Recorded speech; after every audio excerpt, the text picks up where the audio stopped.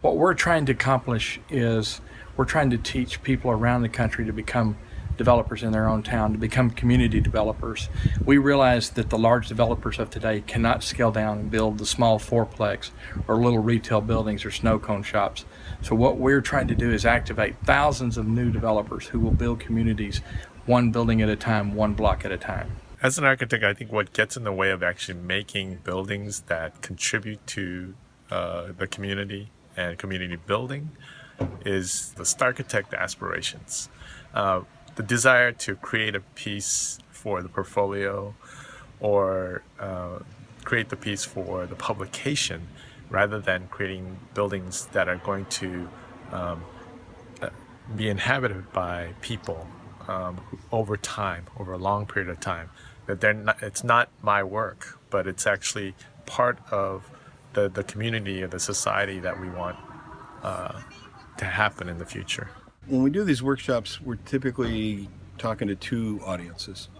One might be the local municipality that's thinking about how do we get folks to develop smaller projects that fit in better with the neighborhood and the like. Because there's a problem if you have big lumpy projects and you have small sites in a highly active neighborhood. So municipalities often have to change their rules and think about things differently. And it gives them a chance to understand how a small developer will be approaching these things.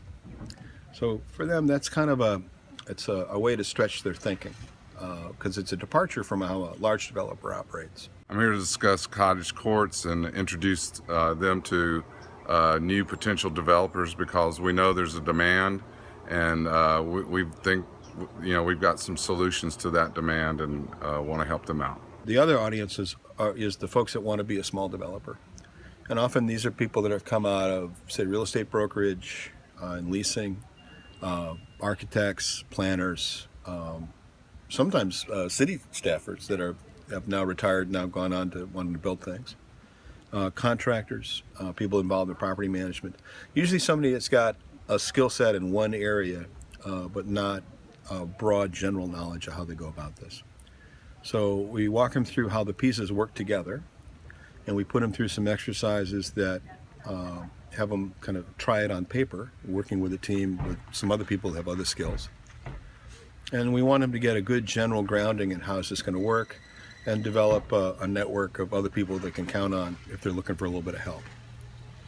So we're looking for the coaching side of this, not just from the faculty, but from kind of the people that become teaching assistants because they've been to one of these and now they're trying it on their own projects. So as fast as we can, as concentrated as we can, we do them on the weekends because people have day jobs.